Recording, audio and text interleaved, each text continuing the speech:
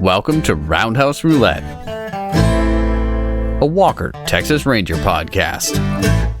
Thanks for joining us as we recap and review one of the 200 existing Walker, Texas Ranger episodes randomly selected by Roundhouse Roulette. I'm Evan Dalton, here with my brother Adam. What's going on? And Peaches himself, Mr. Bob Leahy. That's right. Millions of peaches. Oh my gosh. Well, we'd like to thank you for joining us as we saddle up and ride with the Rangers. Of course, that means today we'll be recapping and reviewing Season 8, Episode 14, A Matter of Principle, where Walker may have to intervene and stop a little bit of vigilante justice before things go too far. I really hope he does, yeah.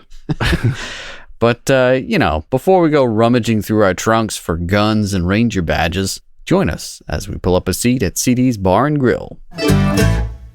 Whew, been a while, guys. I know we say this every time, but we're being steady here, man. We're at least getting a podcast out a month. It's just so great to be back here at CD's with you guys. It sure is. I tell you what. I'll tell you.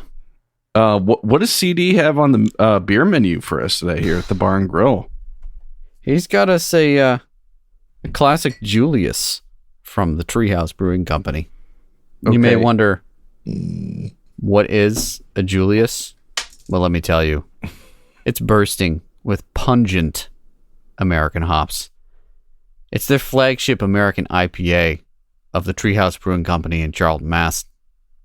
And it's a bright, juicy beer filled with flavors and aromas of mango, peach. Oh, peaches. Okay. Yeah. Passion fruit.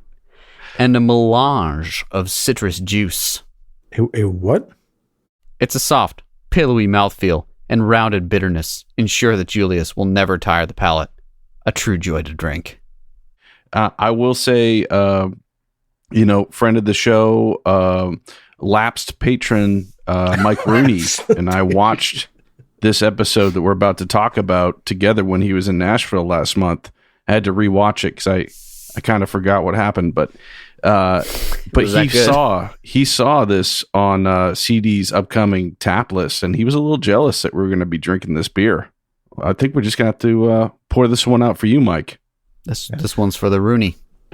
He also messaged us today and said that he was out of electricity, or he said his internet was out, and he was now watching Walker for the second time in his life because apparently he could only watch terrestrial TV.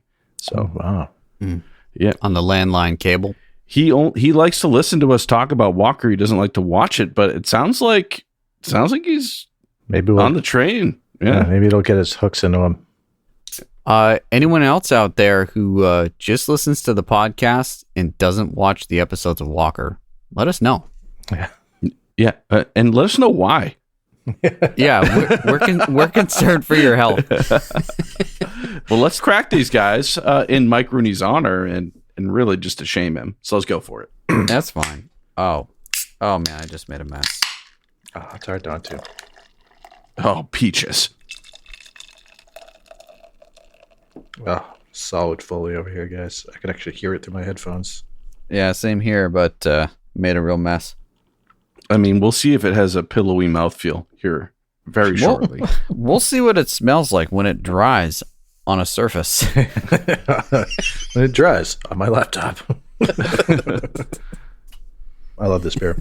This is very good. It's Pretty only chill. It's only 6.8 too, guys. So we're not on regular. When CD gets those doubles. Yeah, I mean 6.8 is still a pretty solid ABV, but it's not like 8.5 or 9 like we've had recently. I don't know. I don't want to do math, Bob, but all I know is when we do have those higher gravity beers, CD is prone to make bets and get me to make bad bets, and then clothing's involved. Oof, yikes. Yeah, I'm glad we didn't do that then. I'm glad I haven't been around for that. Yeah, this is definitely a juicy one. Do you guys think that the character Peaches in the episode we're about to talk about of Walker, Texas Ranger would approve of this beer? Peaches. Which one? There were actually two Peaches, weren't there? Oh, we'll get to that, but she strikes me as a White Claw girl. Yeah. Okay, yeah. Or whatever the equivalent of that was in the 90s. Zima, probably Zima. Yeah, well, this was 2000, right? So they probably had like, did they have Mike's Hard Lemonade? I think at the it was time? coming out. Yeah, or what was the other one that was around that same time? There's another one. Maybe that was it. I don't know. Yeah. Anyway, we'll see. We'll maybe answer that question after we get into the episode here. But what kind of news we got here this time around? all right. Well, man, not a lot of news, but we posted up some stills from our previous podcast on the Walker Texas Ranger Facebook group, which has a really active base. So I just put up, some stills from the Walker Texas Ranger episode, Saving Grace, put them up. And, do you want to field these comments we got here? This is Facebook. Yeah. Man. So, I mean, Facebook. you put that up there and, you get the usual, smattering of people saying that it's the best show ever, which, I mean, they know the truth. Right. They know it what's is. up. They know Yeah. that. And they follow the Walker Texas Ranger page on Facebook. Right. One person is asking, what channel is Peacock on? And I quote, what number? ? What number? Like 30 question marks. Right. So I think they don't really understand what streaming TV is at this point. The people on this Walker group, would you say? Yeah, I think that's safe to say. They're a different bunch. They're folks. still watching Walker in its original habitat with rabbit ears. for sure. on grit. Yeah, exactly. So, and props to them, because that's the way Walker really should be enjoyed. It is. Because, even this episode we're going to get into, A Matter of Principle, there are a few commercial breaks when you're like, oh yeah, I remember commercials. Also on Facebook, Evan, do you remember that weird Chuck Norris 3D printed bronze headphone rack I got for you for Christmas or something a few years back? I sure do. It's currently in our garage. Yeah, you used to have it on your mantle, and now it's in your garage, dude. You might want to take it out, because the guy who's selling these on Etsy just posted up a picture. Chuck Norris actually ordered one. And Bob, can you describe these things? It's a little off-putting, I'd say. It's my hideous, first impression. Yeah, it's kind of it's real weird. What it's like a 3D printed bust of Chuck Norris with a headband, and then like a little thing on the top of his head that it's like a bracket on top of his head to make sure that the headphones you put on top of it, which I guess it's a headphone holder, but does the world really need that? And the answer is no. And the other question is, does the world need a 3D printed bronze finish Chuck Norris looking like he lives under a bridge, staring back at you when you put your headphones back? And I think the answer is yes, Evan. And I'm a little pissed that you put that gift away in your garage as opposed to you had it on your over your fireplace, dude. It's in your basement. You don't even hang out in your basement. I'm there right now, and I don't see Chuck. I would have brought that. I would have brought that into my office and made it real uncomfortable for my coworkers. You could still do that, Evan. Yeah, that's just what I would do. That's what you need to do. But anyways, regardless, the man himself ordered one, and there's a picture with him of it. So, dude, approved by Chuck Norris himself. And yeah, Evan, you mentioned this picture of Chuck Norris here. He's wearing a Lone Wolf hat, which I think he wore this hat in the Expendables movie that he was in. Okay.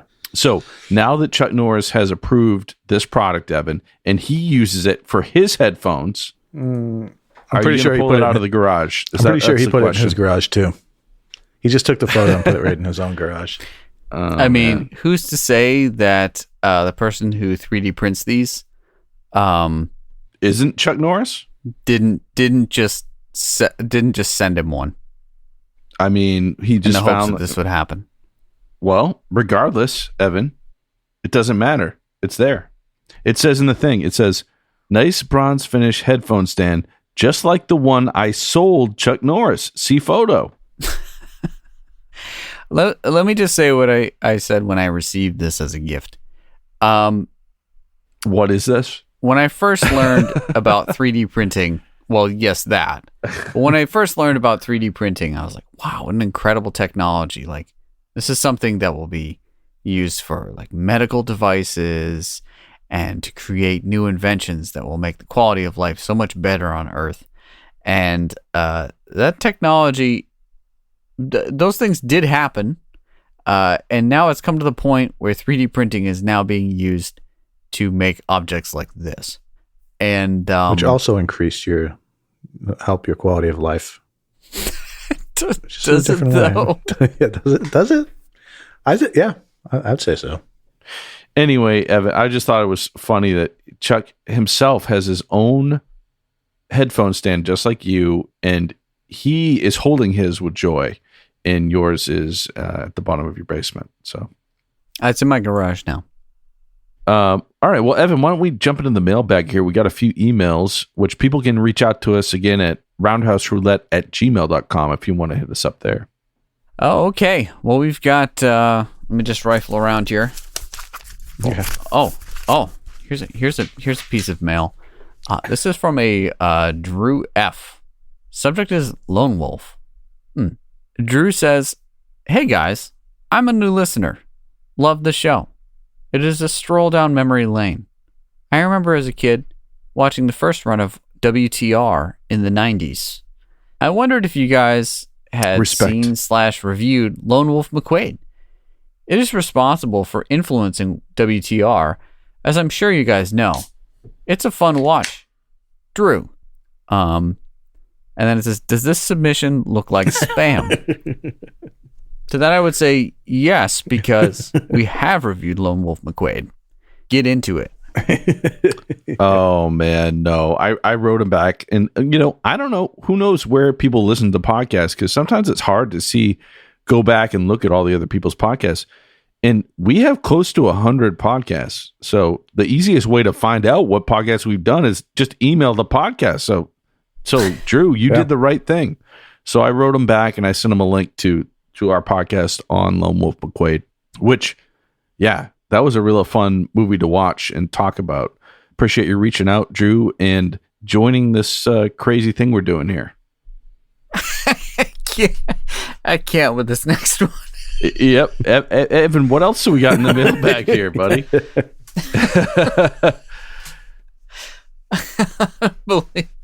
Unbelievable. What? I don't know what you're talking about, Evan. What do we got? Oh, we'll just rifle around here. Don't rifle too hard. Oh, okay. Here's one. This is from a Hermine Ferreira. Okay. And they write, this is subject, original Walker Texas Ranger fan fiction. And I can tell right away that they're into fan fiction because that's one word, fan fiction. Message. Yep, yeah. Where can I get hold of the original Walker Texas Ranger fan fiction stories? I used to read it and can't find it on the internet anymore. If I type in WTRfanfiction.com, it doesn't open the site with the stories. The new site, Fanfiction, doesn't have all the original stories. Please help. Yeah. So for those who don't know, we were hip to the fact that there was an actual website that was only Walker Texas Ranger fan fiction stories, which, as you can imagine, were kind of tawdry. And since it was network TV, they couldn't really get into any sexual exploits. And, people just went with it on that website. We'll just say, right? Yeah. Yeah. Because, you've got, Alex and Walker, but you also got, that Gage and Sydney will they, won't they? Did they? Well, if you went to that fan site, you probably find, I don't know if you'd find what you want, but you'd find some stuff.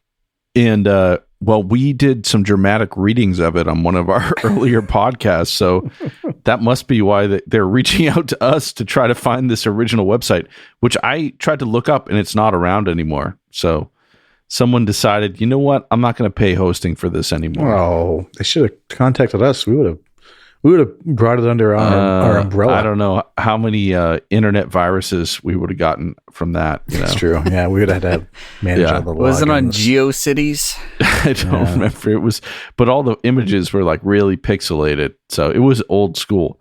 However, there were like stories from like when we were talking about it. People were still writing them when we talked about this a few years ago. So I wrote it back as I said, I'm not sure. It looks like the thing's down. But I'll discuss with you guys and let you know if we find them.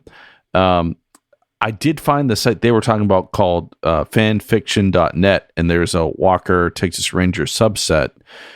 And I've got a few selections here that, Evan, I thought you might be able to do another dramatic reading because obviously someone was into it. What I want is, Evan, you're going to be the narrator, okay? And I'm going to be Officer Rollins. And Sydney and Bobby are going to be Gage, any Gage text. Okay. All right. Let's see what I can do here.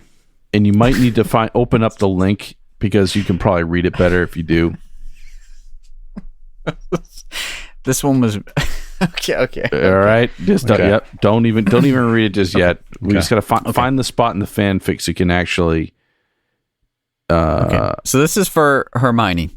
Right. So we're just going to reenact this fanfic here for you, since, I know you can probably find this online, but you probably don't have the audiobook, and we're going to try to recreate that for you here. All right. Let me just take another pull of this Orange Julius. All right. Yeah. Do introduce this audiobook, yes. Evan, and the author, obviously. Okay. Yes. Sydney and Gage, Partners to Partners by Salty Mama 1315. Presented by the Roundhouse Roulette Company.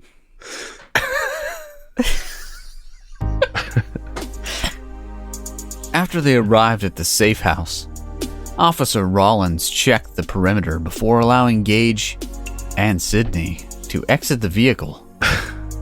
He led the way to the door with Officer Ashton following behind the young Rangers.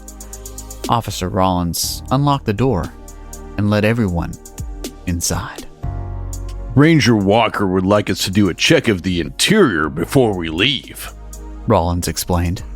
Oh, of course, officer. Thank you, Sydney said with a smile. Rollins took the upstairs while Ashton searched downstairs. About 15 minutes later, they both came back to report that everything appeared to be fine. Thanks again, officers. Please let Walker know. We'll be in touch, Gage said, as he followed him to the door and locked it securely behind him. He turned to find Sydney staring at him, eyes hungry for him. He didn't need to think of anything else. He just needed her. He crossed the room in 3 strides, grasping her shoulders and pulling her towards him, and his waiting lips. As he crashed against her, his hands began to roam under her shirt. This time, she didn't stop him, but merely put her arms up so he could remove her shirt. Of course. He did this, and his knuckles rubbed against the edges of her breasts. Oh man, I don't know if we can give this. Feeling the lacy fabric with his fingers, Sydney took her hands and planted them on his chest to push him back into the sofa. Climbing over his legs to straddle him, she kissed him again and began to undo the buttons on his shirt. When her fingers had finished the last of the buttons, he just sat content as she spread his shirt wide, planting kisses all over his chest. His head rolled to the back of the sofa, and his eyes closed as she brought her tongue across his nipples. He shuddered under her touch, and at that point, he was a slave to her desires. Ooh. Well, if you want more of that, join our Patreon. That's where the paywall ends. Yeah, well, just read that next line for him, Evan, to let him know where it's going. She reached down between them to his belt. Within seconds, she had it undone and was pulling his jeans open to reach inside. Oh yeah, we better stop it there, right? Too much. This music is perfect for this, by the way. Yeah, I think it's the same music we used last time too. Oh man! Wow. Well, so yeah, if, I know any Gage and Sydney fans. What's their couple's name? Some Salty Gidney, Mama 1315. Gidney fans? Any Gidney fans out there? All right. Well, so that's kind of I don't know how to continue after that erotic fanfic we got into here. We might have to censor it for the podcast, but I need a smoke. We just we got to move on here and thank some people for supporting the podcast. Susan Crawford picked up a Chuck Norris undercover action figure, vintage Chuck Norris figure, and we just want to give a shout out to her because she helped pay for a month of hosting of this podcast, which honestly, if the Walker Texas Ranger fanfic site was selling vintage Chuck Norris action figures, they would be able to pay for their hosting. So this really just goes to show that you are supporting keeping us rolling. And if only the fanfic group was doing the same thing, they'd still be up today. It's true. It's true. And Evan, can you take this next sale? Yeah, we also sold another action figure to what sounds like some super fans here, and this is some super fan love.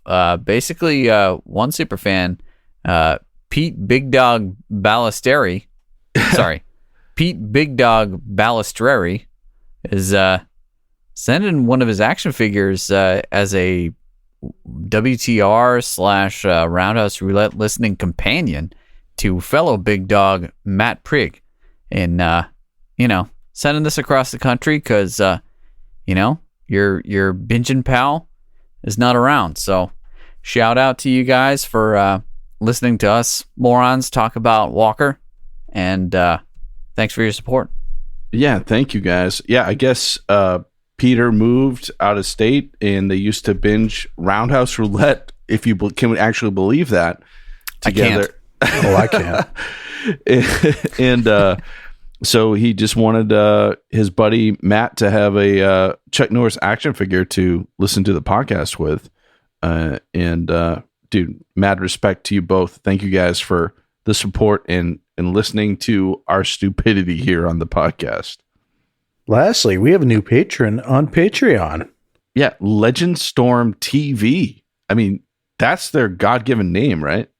It has to be legally for them to be on Patreon. Yeah. I think so. If that were a TV station, it would just play nonstop Chuck Norris. Yeah. Probably. He goes, hey, Adam and the gang recently became a Roundhouse Roulette listener through watching Walker Texas Ranger and wanting a podcast that actually discuss all the things my favorite show dealt with.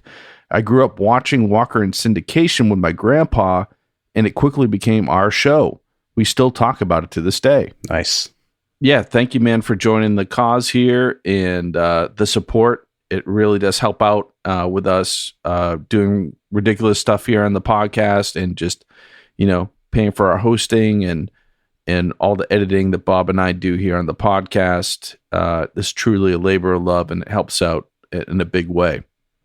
And for all you patrons out there, we have a new Walker leak going up shortly, which is a 1997 TV guide feature on Walker Texas Ranger, which we'll be getting up for patrons only on the Patreon page there. Check it out. Check out the cover of that, guys. What do you think about that? It's Chuck kicking the TV guide logo on the front of it. Well, it says Chuck kicks butt, so it makes it sound like TV guide is butt. I think we can all agree that it is. Yeah. But regardless, it's going up for patrons to enjoy and go over. And Chuck goes through his, I want to say top 5 movies and talks about that in it. And this article about, Walker Texas Ranger. So we want to thank you guys, and we'll be continuing to do the Walker leaks for our patrons and truly appreciate the support. So that kind of gets through all our news and whatnot, but we kind of have one last degree of business to deal with here on the podcast. And Evan recently celebrated a birthday, and I think he has to open up his gift here on the podcast. I think it would only be appropriate from me. So, I mean, I'm not going to say that's right. I'm not going to say it's appropriate for most things, but it's appropriate for you. Well, we'll see. That remains to be seen once the contents of said gift are open. Can you display the package for Bob so he knows what's going on here? Fragile to be opened on the podcast. I'm pretty sure the Walker Texas Ranger bust was like this as well. So it was open. We need your reaction captured on the podcast for posterity, and so you can put it in the garage with your bust. That come on. I've been reading too much fan fiction. You shouldn't be talking about busts. Oh okay. Yeah, I'm all fired up over here. All right, opening.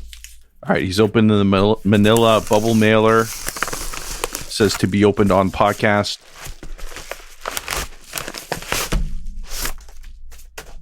Looks like a framed item of some sort. Yeah, what is it, Evan? It's getting some sort of laughing reaction from him.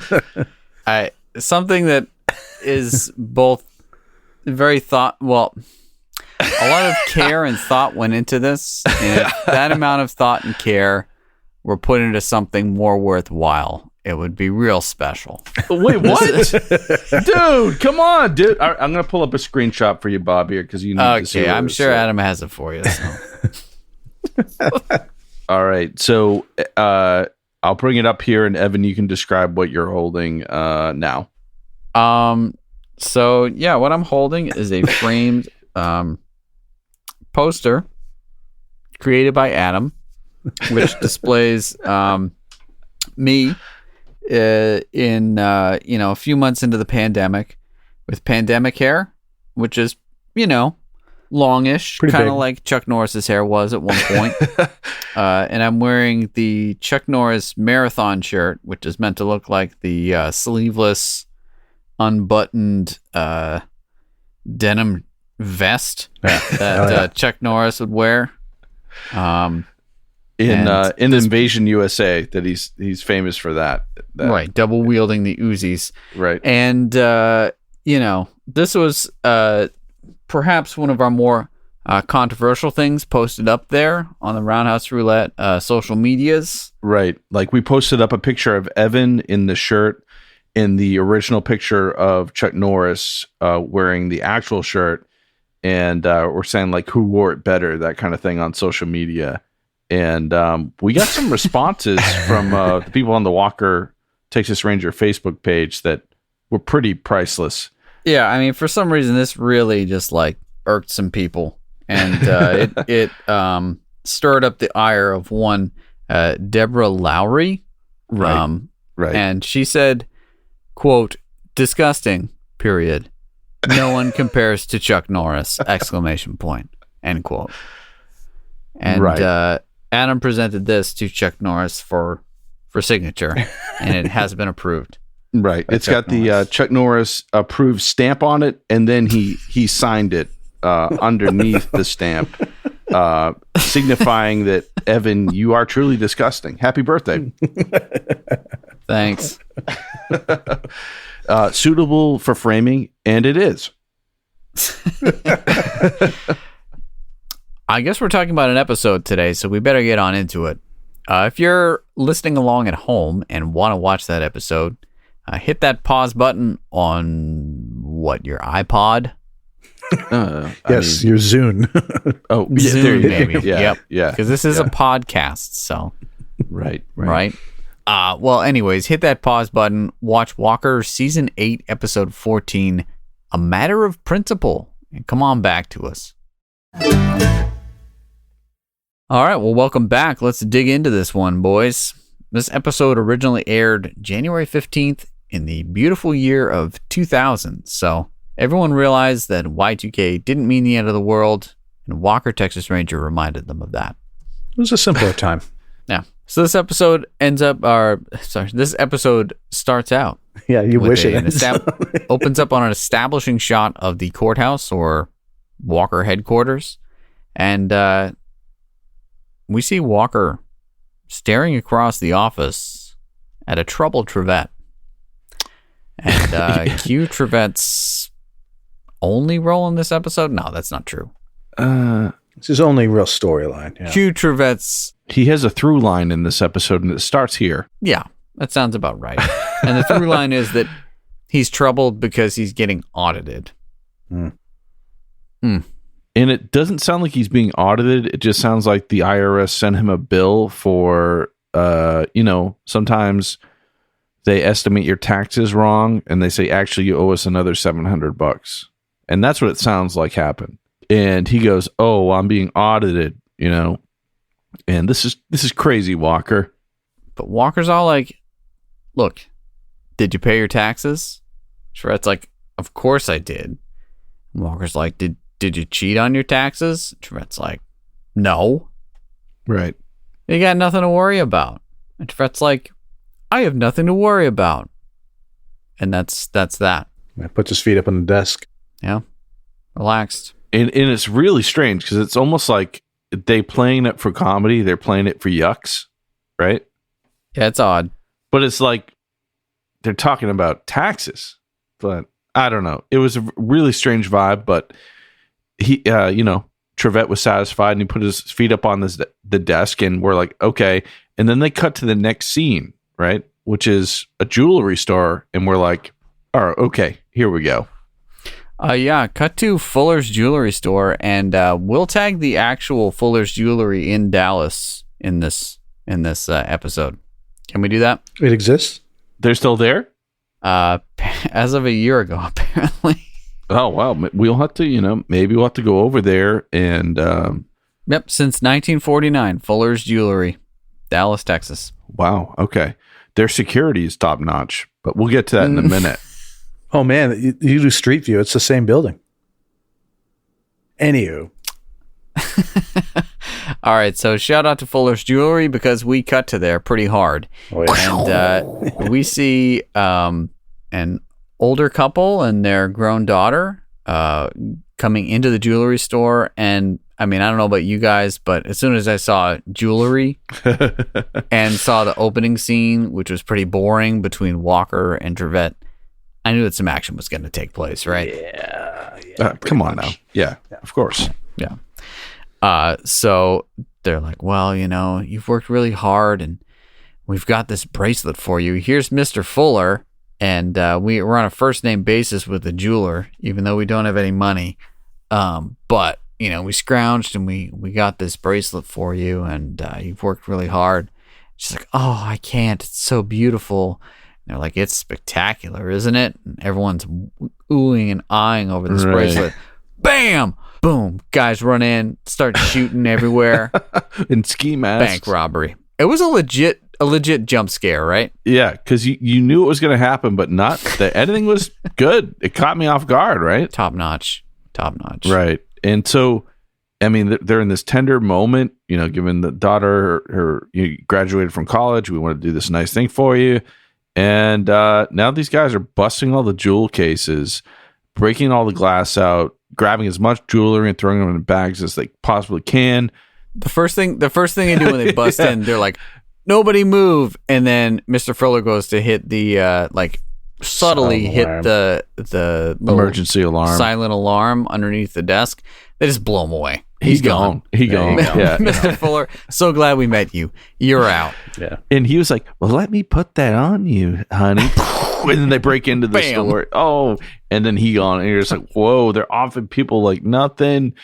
And they're spraying bullets around this old elderly couple and their daughter pretty, accurately, like these they didn't get hit at all until the last scene when a spray of bullets goes out and one nicks.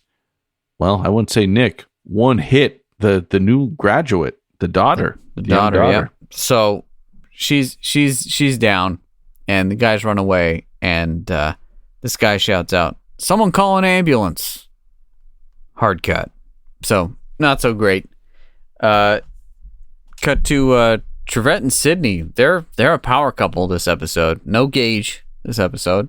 Right. And again, if you're listening to the show, who Gage and Sydney are. But they were the object of that fanfic we just read, but the younger Rangers who kind of pick up, Walker's getting a little older in these other episodes, and they take up some of the action time. And when done right, everybody has a lot of action, but when done wrong, they kind of just let Walker work his desk the whole episode. And also let the record show that the grand total on, or I don't know, the overall sexual tension between Sydney and Gage is running pretty much at a 0 the entire series, right? Oh yeah, there's nothing there. Not a damn thing. So I mean, the fans are stretching the truth a bit, but they kind of had a brother sister vibe going on there for sure. But they could have been acting. Could have been. Texas Rangers, they'll kick you out for stuff like that. But here's the deal, okay? Here's the deal. I wonder if anyone listened to our podcast from the WizardCon Walker Texas Ranger reunion, where Judson Mills was talking about how he got injured doing a stunt. I'm wondering if they might have written him out of this episode so that he could heal up, because they had like a one-off comment like, oh yeah, Gage is off working on this other case. You know what I mean? Yeah, I noticed that too. Yeah, I thought maybe he had another job too. He could have. I bet you're right. Yeah. So normally he probably would have been in this episode too, and there might have been a little more erotic tension to please the fanfic fans. Maybe. Well, in this case, it's just Trevette and Sydney, and she's giving him a hard time. Right. Even she's ribbing him. Everyone like Chuck does. Opened up ribbing him about, hey, the taxman, it's going to be cool, man. And he even starts talking about the same thing with Sydney, right? Mm-hmm. Yeah. He's pretty much like, oh yeah, it's going to cost me this, but you know what? I'm going to fight it because it's a matter of principle. Yeah. Mm-hmm. That's title. The name of the episode. That's the name of the episode. I am going to hire a lawyer to fight this $700 bill from the IRS. And she goes, well, how much does your lawyer charge, an hour? And he's like, oh, it's like $200 an hour. And she just kind of rolls her eyes like, okay. So Trevette and Sydney, they show up at the jewelry store, and the detective there says, well, one of the witnesses, they saw a tattoo on the wrist of this one guy, and it said Peaches, and it looked swollen like it was brand new. Yeah, and the one guy was one of the robbers. Yep. And the old guy whose daughter got shot, he's the one that saw the tattoo on the robber that said Peaches. Right. So cut to the family at the hospital, and the daughter is in a coma, and the dad, we're realizing this dad, he's pretty grisly. He's got this old Charles Bronson vibe going on for sure, and he's the guest star Robert Fuller, whom we saw in Last of a Breed. He played the old gunslinger. Oh, he's the same guy? Yeah. Oh, okay. Yeah, he was bested by a fan of the podcast. What's his name? Oh, Marshall Teague. Yeah, he was. This was the old gunslinger in what episode? Last of a Breed.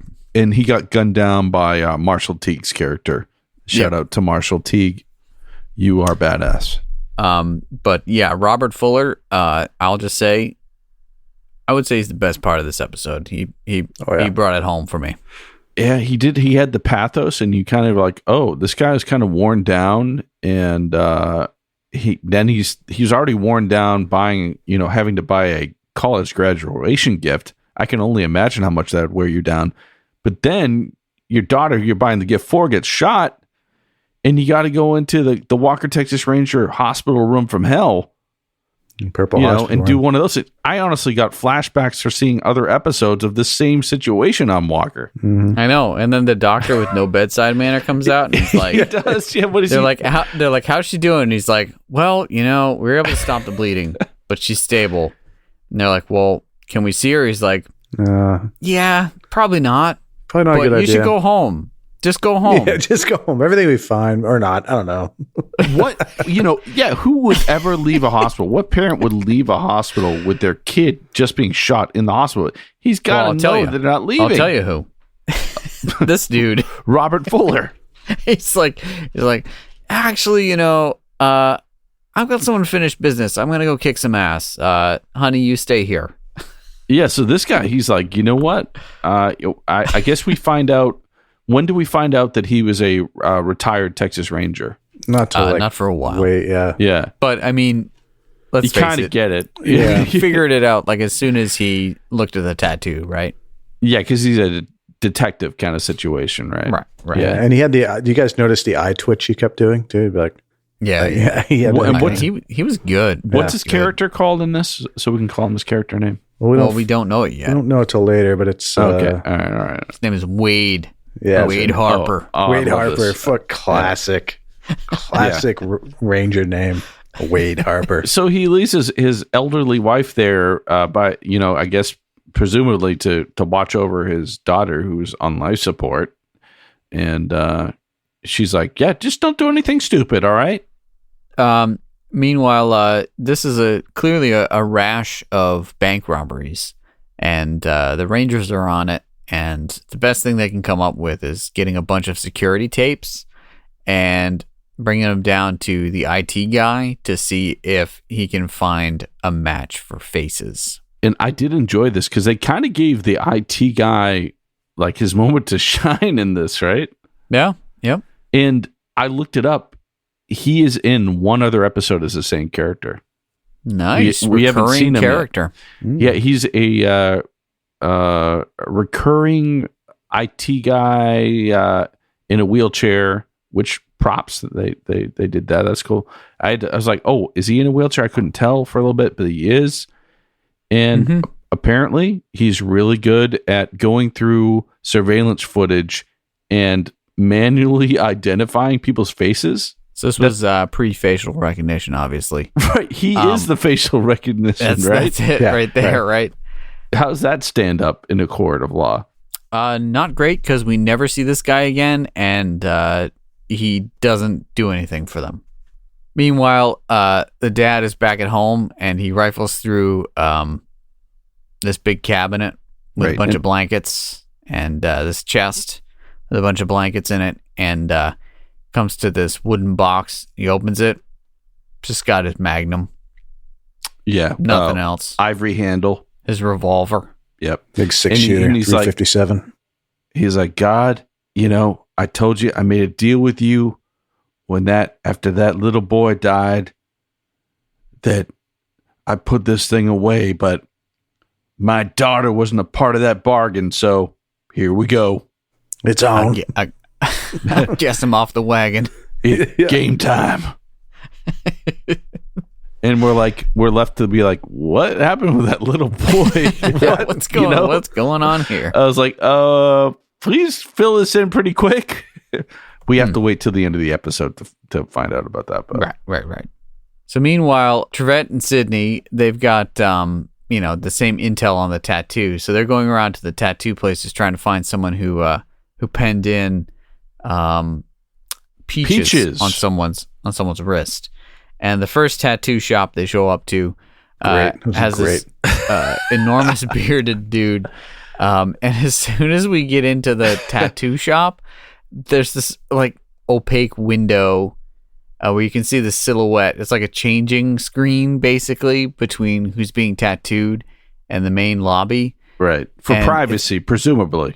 For privacy, sure, but it's being backlit. So we can see someone basically with a tattoo gun. It looks like they're tattooing something like on her butt. Yeah, on like a stripper's butt or something like that. That's what it looks like. Yeah. And I know who exactly did this because you know how the credits roll. How long did the credits roll into this episode, Evan? You got the stats for that, right? 9:27. Oh, so it's relatively short, right? Mm-hmm. Yeah. Well, the last credit is directed by Eric Norris. There you go. So I think this was the Norris effect, and he put his credit right before this shot came up. So I think that was the money shot. I mean, I think this shot maybe needs to be the thumbnail for the episode, and we might, for the podcast, might even be able to just rebrand the whole thing. Yeah, as a guy tattooing some girl's ass, the silhouette of that. So that's nice. It just seems like a questionable decision, and I guess I should have known better, you know. So this is clearly the tattoo studio with the gentler touch, because there's a bouncer out front who's basically like, "No, man, my girl's getting her tattoo, and it's sensitive, and you can't go in and talk to her." And this is basically just an excuse for, you know, Texas Rangers to walk into any business and have someone pick a fight with them. And we're here for it. We're totally here for it. We absolutely are, and so are the Texas Rangers. So they basically beat the crap out of everyone in the tattoo studio, except for the tattoo artist and the person getting a tattoo. Sydney and Trevette just wreck house. And Sydney does this weird thing where she flips over and grabs a guy's head by her legs. I need to look this up. This is there's an actual term for this. This move is insane. It was awesome. Who did I hear talking? I think it was who played Black Widow in the Scarlett Johansson. I think I remember her talking about this in an interview. There's a name for it. She grabbed the guy's head by her legs and then went under his legs and pulled him to the ground, flipped him over, something like that. And the sound effects were epic, man. Like this, the bombast of the later seasons was definitely in this episode, and I did appreciate it. And they probably reared their head in the jewelry scene, but this scene was pretty crazy too. The fight was great. The move is called the Hurricane Rana, which I believe is hurricane or hurricane? Hurricane Rana, which is all one word, Hurricane Rana. Okay. So a compilation of hurricane and the Spanish word for frog. So a whirling frog kick that basically launches someone to the ground by basically wrapping your legs around their neck and bringing them down. Yeah. We've seen Sydney do it multiple times at this point, so. I mean, it was badass, and she and Trevette wrecked house in this tattoo parlor. I think the word to describe this tattoo shop is hapless. Yeah, I think there was like a comic book rack in there that got knocked over too, right? Yeah, and this big dude's like, they like knock him down, and he like looks like he's about to get up, but he just like grabs his chest and falls down comically. It's like, that dude's having a heart attack. So we want to get the meat wagon in here. No, and I think Trevette's even like, you got more in you, man. And then he like keels over and holds his heart, and they're like, all right, see you later. Like, you know?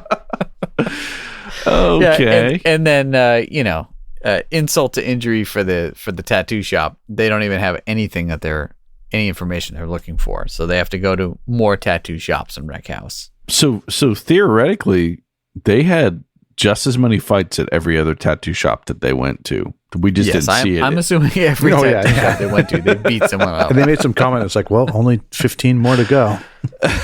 They did say that. So the best part about this one was that they didn't get any information, right? Those people put up a fight, but then there was nothing to be had, so they just moved on. Well, meanwhile, there are clearly dueling investigations, so the father is also out looking for a tattoo artist that did Peaches. Because he's the one that originally saw the tattoo, so obviously he's like, oh, well, I'm going to go start looking for this guy with a Peaches tattoo, too.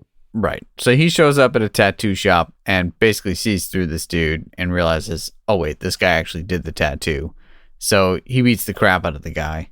And Walker shows up, and the whole place has been completely trashed.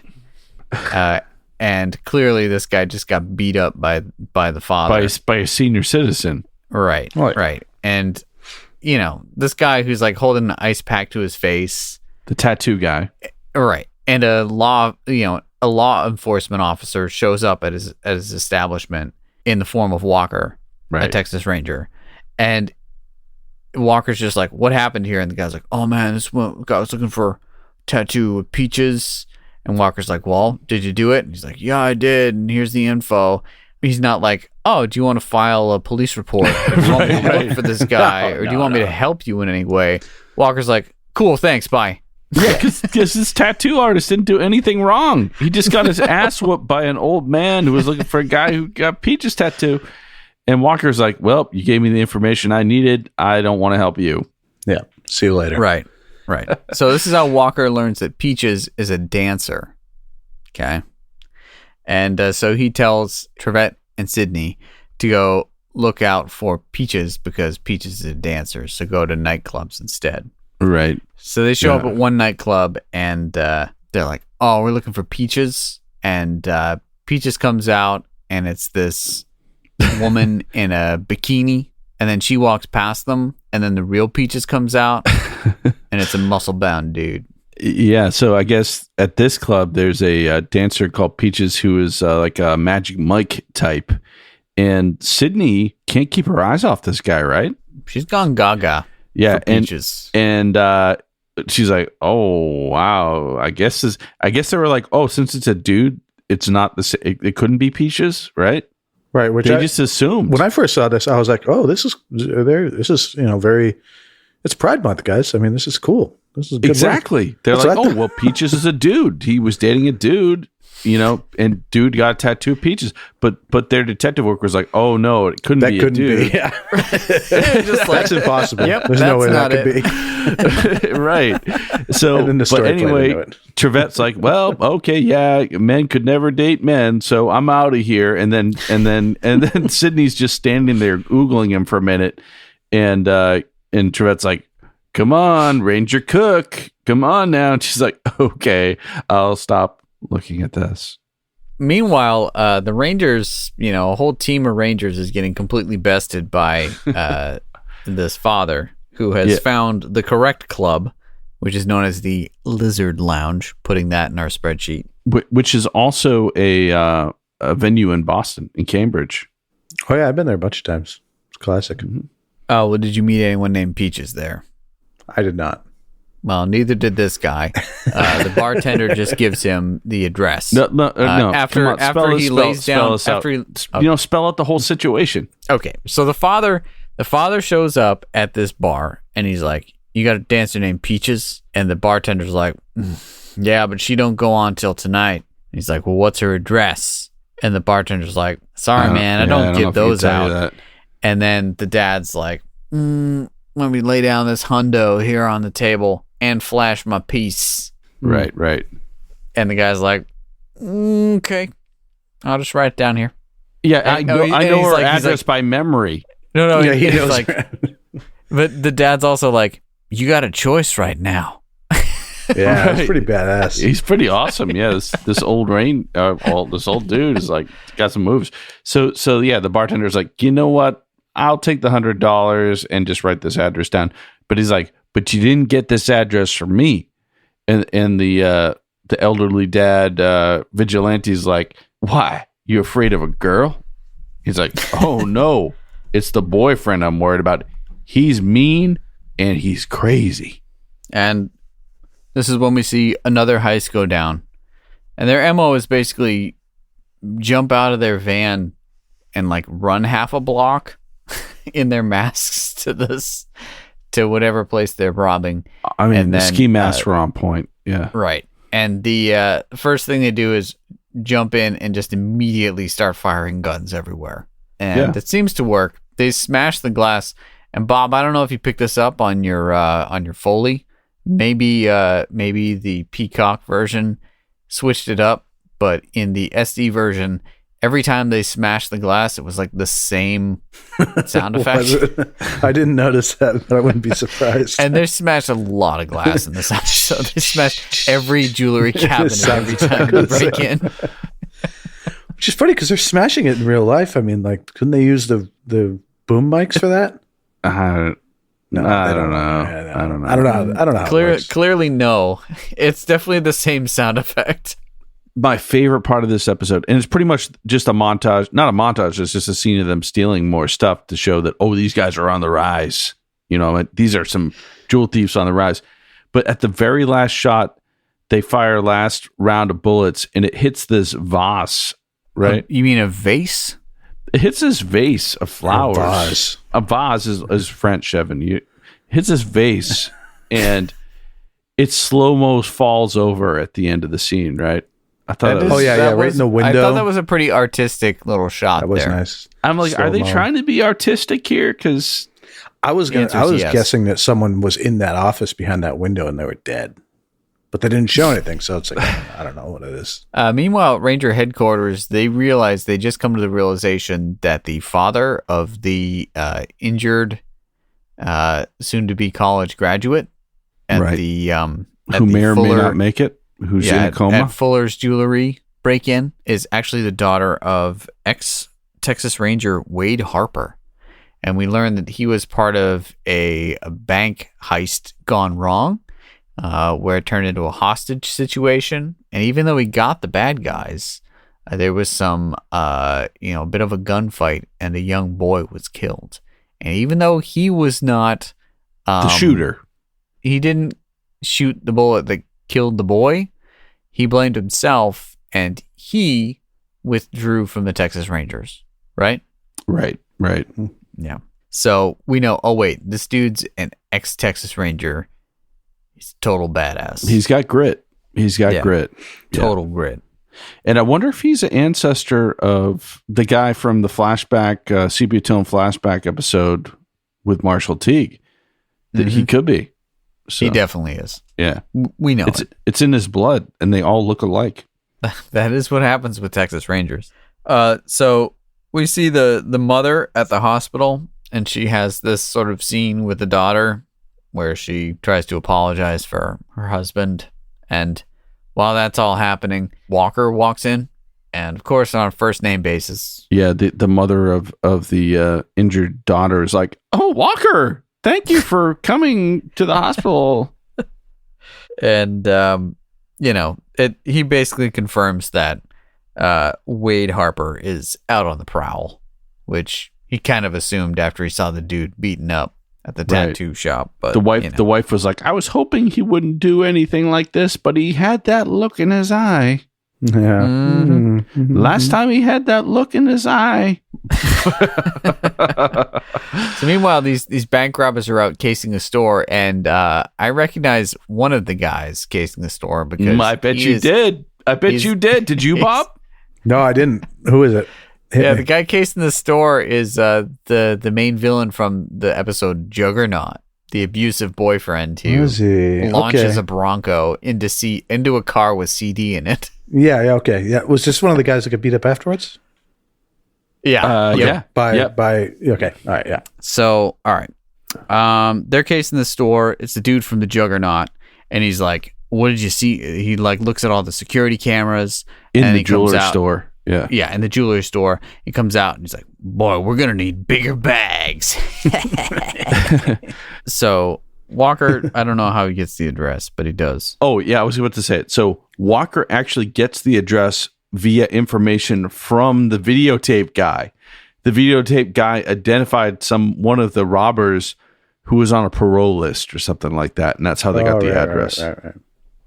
Oh, actually, no, it's not even the video guy. It's Alex, right? Oh, yeah. That's how they shoehorn her in this episode. Yeah.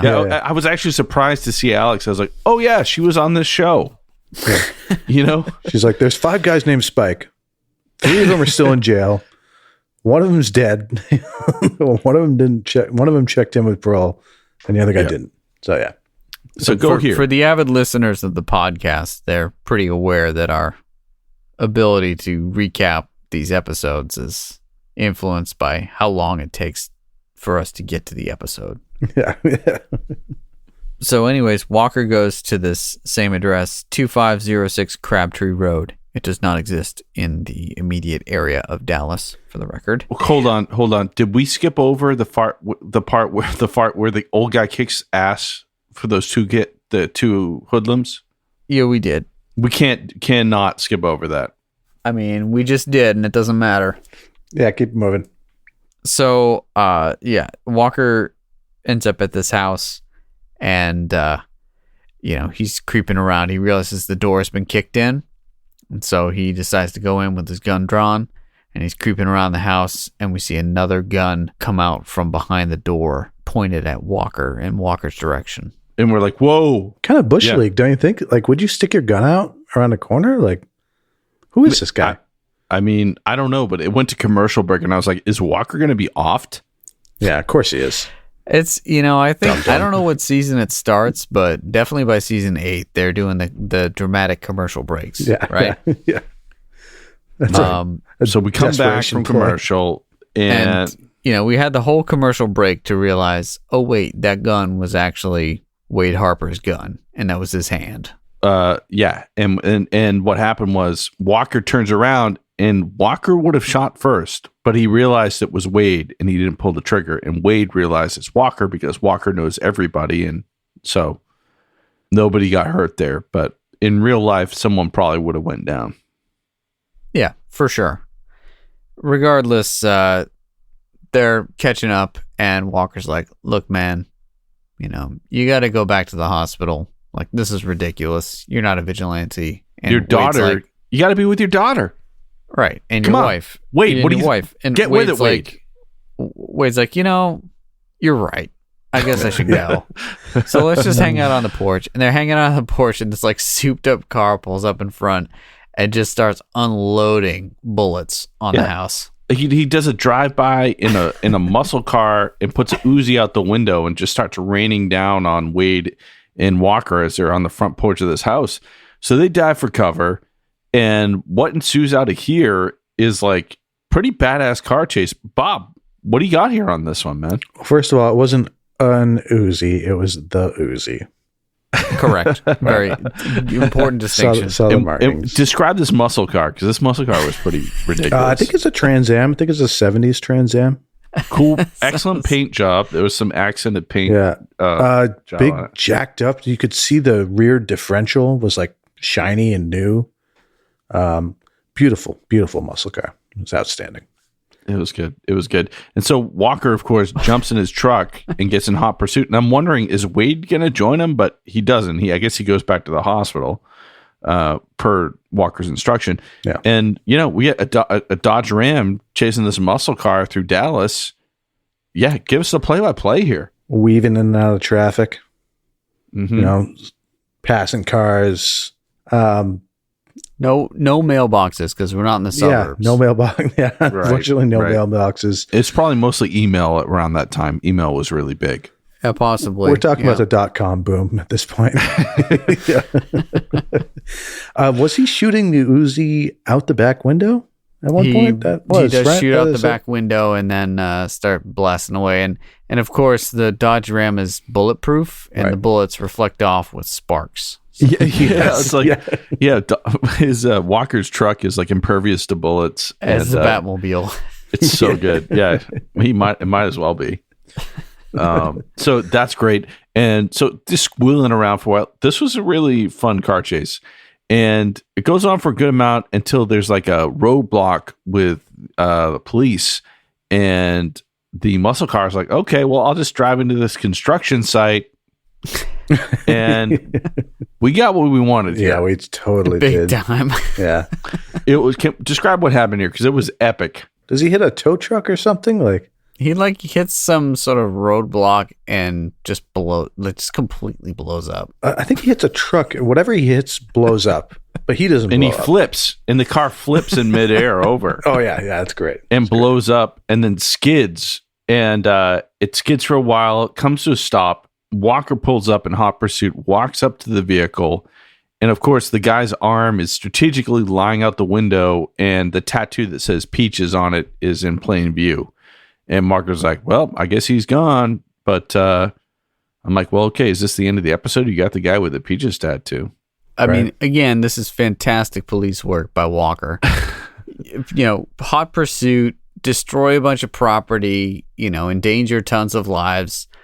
This guy's car blows up and flips over in a construction zone.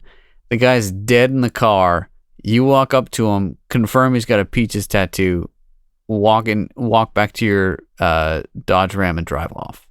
Yeah, he calls Trevette and says, hey, I found out that dude's girlfriend works at a club called the Lizard Lounge. We got to go over there. Send the crew over there. And also, Walker never called in for backup or anything, and there was a police blockade. They must have edited that out. I just thought it might have been a police detail, like a construction site in Massachusetts has a police detail every time. Yeah, that's possibly. What I was thinking. Yeah. Yep. Okay. Walker's all like, okay, well, you got to go back to the Lizard Lounge and get Peaches. That's where she dances. And so Trevette and Sydney go to the Lizard Lounge, and we get to meet Peaches, and she is she's a dancer. And she's working it. She's Peaches, working it. this is a female Peaches, and she's wearing like a leopard bikini or something like that. Is that right? Something along those lines. Yeah. I wasn't sure if one of the guys watching her was the doctor from the hospital. They use the I'm same not sure. guy. Not sure. It looked kind of like him. I mean, if he's off duty, it's his own business. Evan, what was the music going on here at this club? What was The happening? music's like, get what you pay for. And the music under it. Do you guys know the kind of rap remix of Watermelon Man? Yeah, Watermelon Man. Yeah, It was that Bibbidi- music, but over the Bibbidi-Bop. top of it. yeah. Exactly. Yeah, it was like that, but over the top, it was like a female singing like, "You get what you pay for." Ooh. Yeah, it's I guess you do when you're at the strip club. You know? Oh, that's one thing we should have asked. What's his name about? Like if he had all the music. Remember we were talking about that? Oh, we did ask Ira. It wasn't his department to see if they just had a mix down for the audio or not. right. But we did reference. I did say, oh, because our dream would be to have isolated sound effects, and that's going to be. I'm going to leave that in the podcast because we need to source that shit. I want a button by the time we're done with this podcast with actual WTR sound effects isolated that I can hit. Okay, regardless, the Rangers pick up Peaches. They pull her off the stage, and much to the ire of one of the large patrons who calls Trevette boy, and then he breaks his finger, so it's all good. Right. And then Trevette actually says, "Get the hell out of here. Here's your money back," and grabs money out of Peach's thong and gives it to the guy and says, "Here's your money back. Get out of here." You get what you pay for. Yeah. So I guess they do a casual interrogation of Peaches, which is basically takes place around a conference table in the Ranger headquarters. With the assistant district attorney, Trevette and Walker. Yeah, sure. And they're like, she's like, "No, man, I don't know anything about that." And they're like, "I guess now's probably a good time to tell you that the guy you're about to marry is dead." Right. And his name was Spike. So they were asking Peaches about her boyfriend, Spike, who was one of the jewelry robbers. We need to kind of clear that up. So that's who they were trying to get was Spike. They know Spike is dead. She does not. But by the end of the conversation, Sydney comes over and says, "Hey, you know what, Peaches? I got something I got to tell you." And she's like, "Oh, no, he's dead." And then they flash to the next scene. And then they're like, "Yeah, she spilled her guts once she found out he was dead." Yeah. Which makes sense. Yeah, she dropped this name Frisco from the airport, and then Alex is like, "I'll get a warrant for that Frisco." And it's like, what? You don't even know what it is, but you're getting a warrant for it. It's an incense.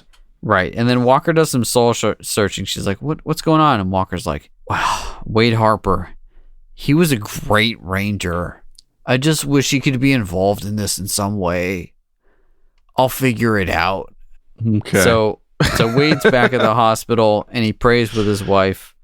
And then he's like, "God, I always make the wrong decisions. Please make me do good ones and then bring my daughter back. Amen." And Walker and Trevette, they go to pick up Frisco, and they basically go to the airport, and there's something called Frisco's charter flights. And so they basically just go there. And Trevette breaks in. I guess he uses a warrant. And Walker goes and talks to Frisco. Oh, man. And Frisco tries to swing at Walker with a wrench half-heartedly. Walker disarms him. Can we? Yeah. It's unbelievable because this shot is awesome. It's like from the perspective of Frisco working on this plane, we see him working on it in the propeller, and Walker pulls up in the background and starts walking up. Okay. And Frisco has like the weirdest smile on his face, right?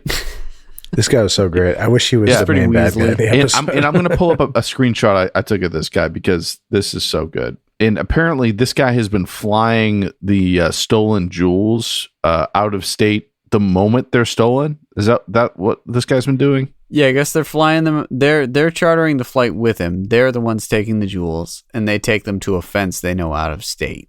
This guy's so great. Dude. This is the guy's here. What does this hat say? Something. Do you guys see this guy's hat? Did you notice how awesome this guy's hat is? It says something. It says "Don't ruffle my feathers," and it's a bald eagle with an American flag. Give me that hat. Give me that hat. Well, I only bring this up because I found this hat on eBay. Get the hattie. Yep. So this hat it's a black hat and it has a American flag on it with an eagle, and then underneath it says "Don't ruffle my feathers." Let me show you. Send me the link. Here it is. Actually, just buy it. Here it is. Oh, dude, that. Yep, it's a vintage "Don't Ruffle My Feathers" eagle flag snapback trucker hat, made in the USA, obviously. I love how it says "Made in USA," but I'm like, I doubt it. It's probably isn't. Right? Oh, what does the tag on the inside say? Zoom in on that. Oh, it does. Made in the Georgia, Georgia peach, peaches.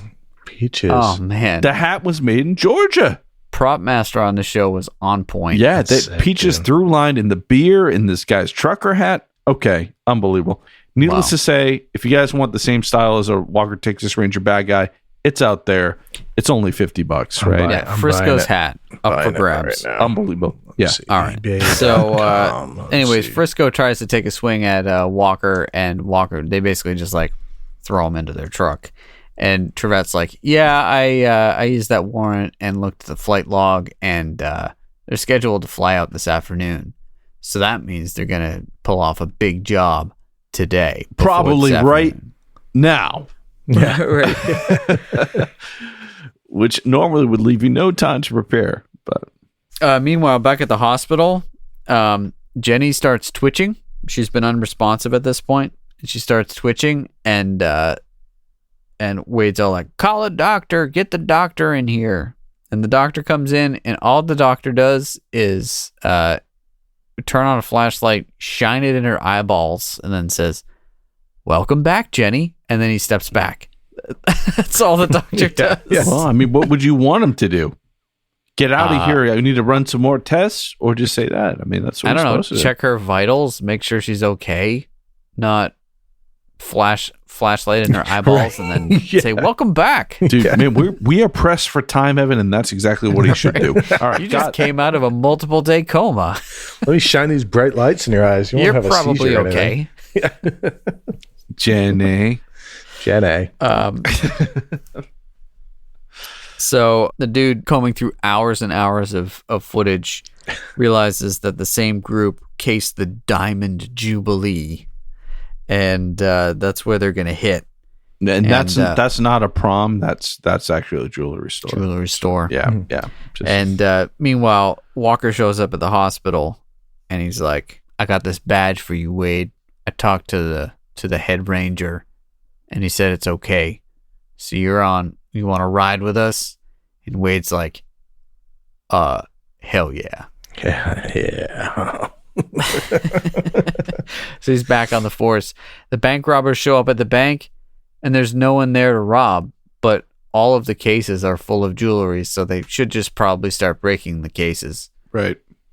But instead, the Texas Rangers pop out from behind with like no body armor, just like handguns. I know, right? Yeah, just like the worst plan. Right? Broad daylight. Right? Amazing plan. There are 2 Rangers in there for like 4 bank robbers with machine guns.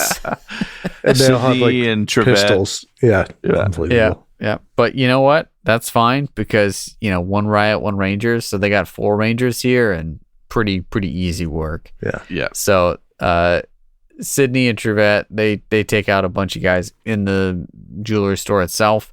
2 of them run, and Walker and Wade, they just kick butt. 2 old guys just crushing it. Yeah, and this is finally when I was waiting for Chuck Norris to actually do some action scenes, and this is generally what if you watch Walker Texas Ranger, it's the last fight that you want to catch. Everything else you can kind of miss. But Walker ends up fighting the bad guy from the show Juggernaut, from the episode of Juggernaut, right? Yeah. My favorite move is when he kicks him and removes the mask from him at the same time. He's like, you know what? I'm kicking you in the face. I want to see your face when I kick it. Yeah. What can we call that? That's called I don't know, the kick reveal. That's pretty good. Yeah. There's some great kind of repeat shots in that, but Walker throws down. But then we see Wade fighting one of the underlings in the kind of the jewelry thieves.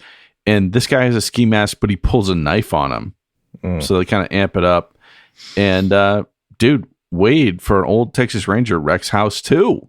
And then once the guy's on the ground, he pulls his masks off and just is like, that's right. Yeah. No Batman here. Yeah. That's right. Wade still got it. And Wade's like, you know what, Walker? That was actually really fun to be a Ranger again. You know, I left the force because a little boy died, but I had fun today. You know, let's face it. All I did today was just kick the crap out of one dude. Right. And that's enough. Yeah. So, you know, they take them all down and Wade's back at the hospital with his wife and they're doing rehab with Janae. And Walker and Trevette show up and Walker's like, you know, you said you really enjoyed being back on the force. Well, I talked with the head ranger and here's your badge and it's ready. If you ever want to take it back, you can come back. And Wade's like, really?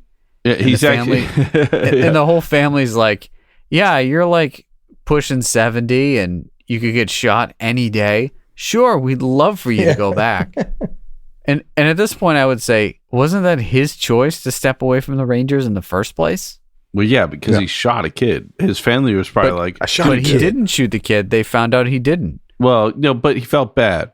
So he left, and it was his choice. So he could have come back at any point.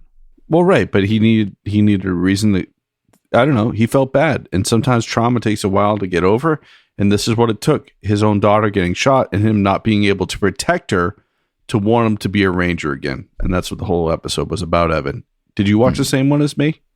I guess. Did you guys notice that Walker, on multiple occasions, referred to the boss as Senior Ranger Captain Briscoe?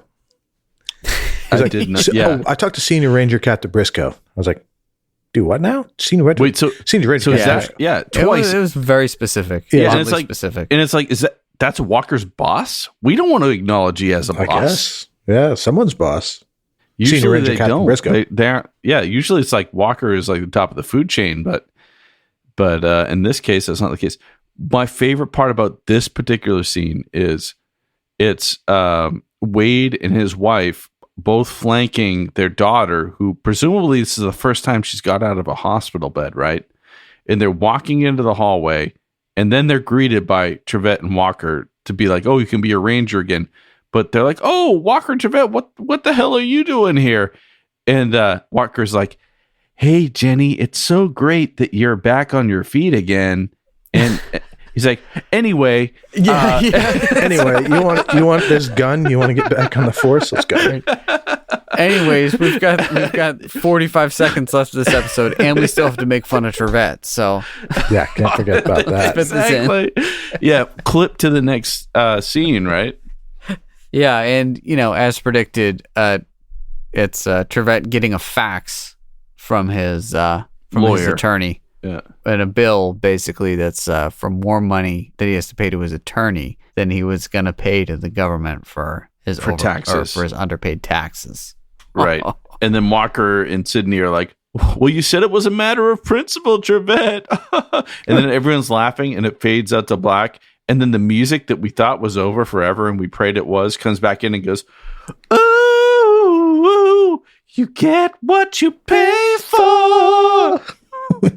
Yep. So in this case, instead of it being money paid for a lap dance, it's money paid for taxes.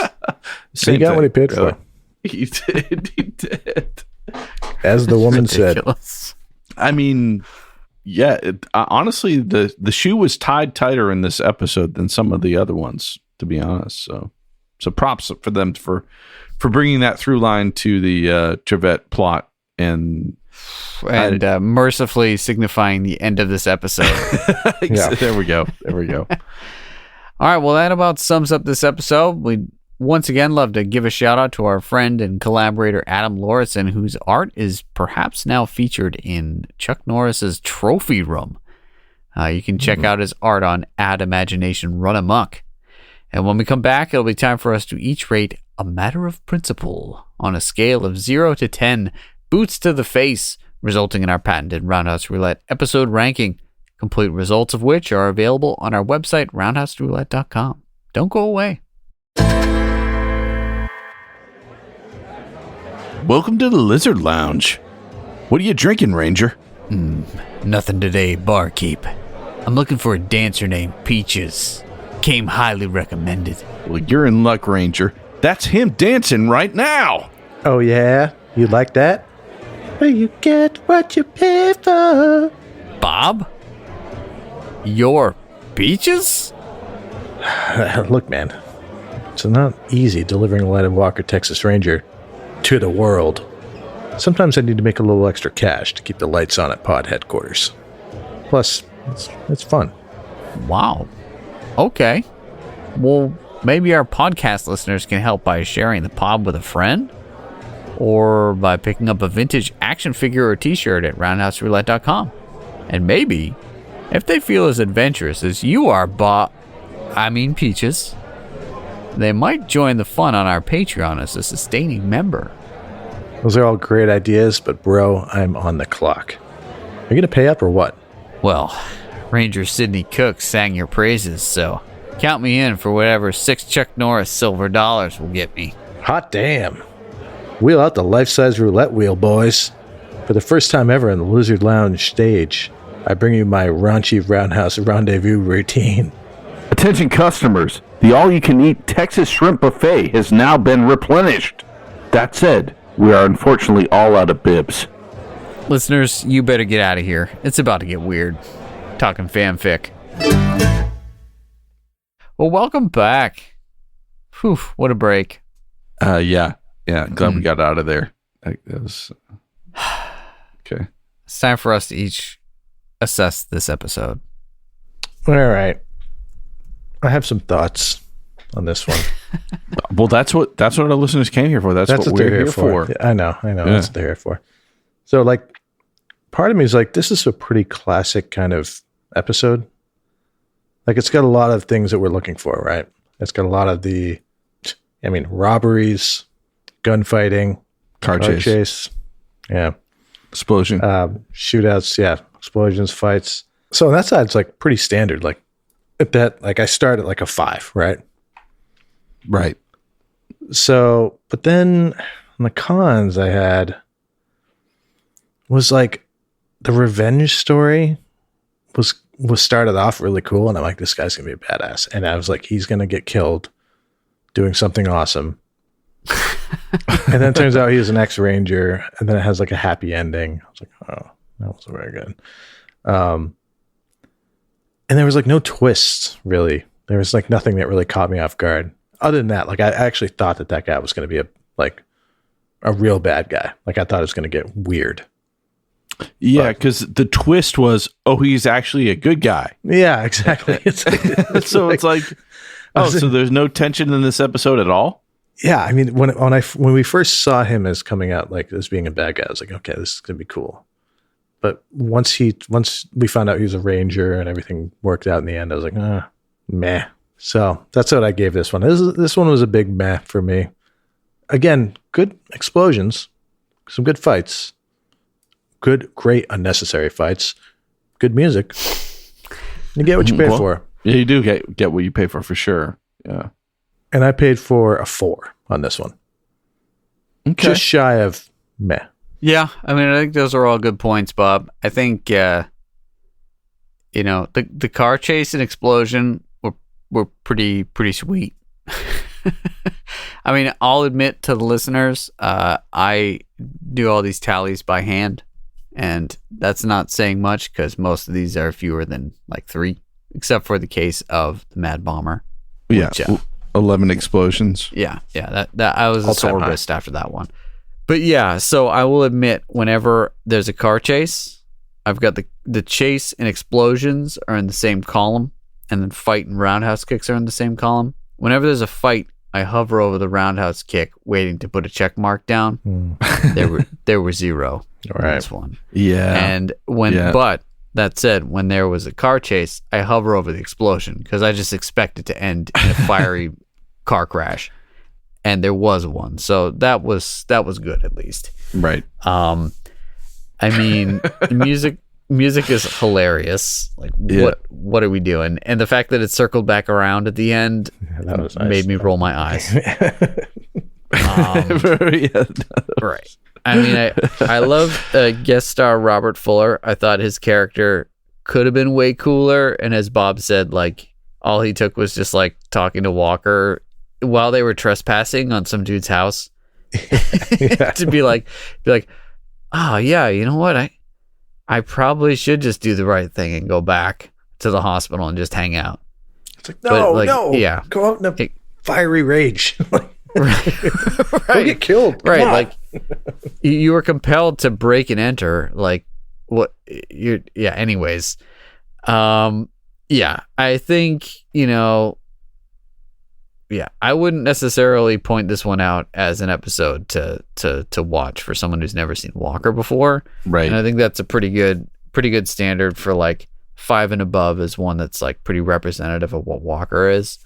This Walker mostly did like hanging out by the desk or like made Trevette and Sydney go places. And sometimes a good boss. Sometimes a good boss is a good delegator, though. Not in Walker, Texas Ranger. Yeah, maybe in corporate a good America. Boss kicks butt. You want a kick-ass boss. Mm-hmm. Yeah. So, anyways, I'm giving this one. I'm also giving this one a 4, Bob. I think you're spot on. Wow, it's not terrible, but it's also not like even average, I think. Yeah. So, watching this, I was like, yeah, exactly what you said. All the elements are here, except there's nothing really memorable about this episode that I would ever recommend that someone see it. Like, oh, this crazy thing happened. You need to see this one. This is so entertaining. This happened, or something so insane that you were just like, wow, that's the one where, the grandma's tea got spiked. You know what I mean? This one has nothing memorable in it whatsoever, though it does have a lot of hallmarks of Walker. So I was initially thinking 5 to 6 range, but yeah, I don't think I necessarily would recommend someone watch this, having been someone who rewatched this recently. So, and I couldn't remember what happened after seeing it. So I think I'm going to go with you guys. I'm going to go unanimous. I'm going to go 4 on this. Rare consensus on the pod. Yeah. Easy math today. Very easy math. Yeah. So that gives this episode a roundhouse rating of 4 boots to the face. And I think we can all agree that you get what you pay for. Yeah. Couldn't have said it better myself. But, if you agree or disagree, please let us know on social media or by emailing us at roundhouseroulette@gmail.com. When we come back, we're going to spin that roundhouse roulette wheel and select the next episode. And we're back. Bob, spin that wheel. I will.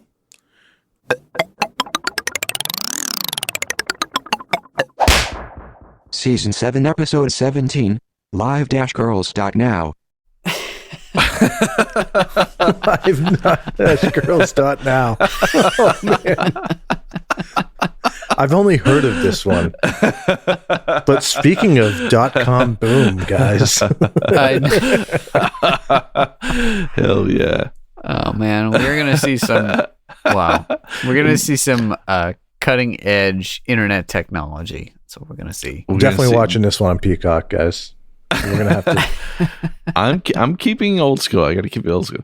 But dude, hopefully we'll hear the same song in this next one. It's the previous season, so it's the same neighborhood. So the episode is livegirls.now. Yeah, it sure is. Live-girls.now. Yeah, we were laughing when we read that, but I'm not sure once I read the synopsis if we'll be laughing. Here we go. The Rangers set out to rescue Trevette's kidnapped girlfriend from slave traders who plan to auction her on the internet. Yikes. Great. I'm sure this will be fine. This is going to be bad, but who knows? It might be fun.